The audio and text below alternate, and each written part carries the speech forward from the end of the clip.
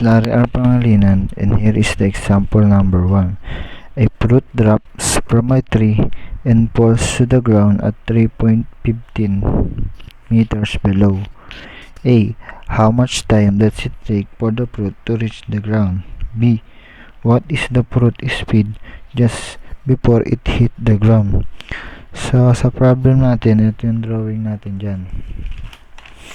Ito, yung puno.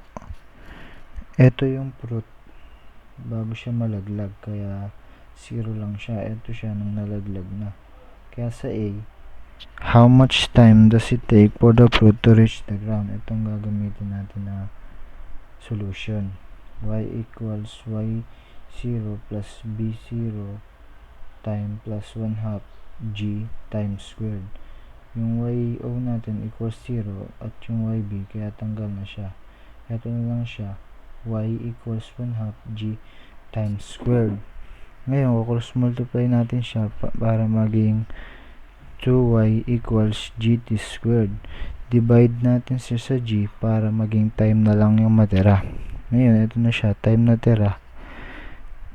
Divided natin siya both side para mawala yung squared. Ito na siya, time equals 2y divided by g. Pwede natin siyang i-substitute, kaya time equals 2 times 3.15 divided by 9.81.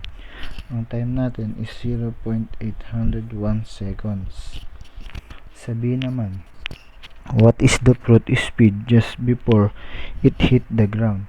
Ito naman ang gagamitin natin na solution.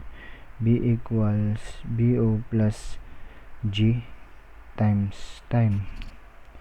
B equals 9.81 meter per second squared times 0.801 seconds. Cancel natin yung seconds, kaya magiging sagot natin is B equals 7.86 meter per second.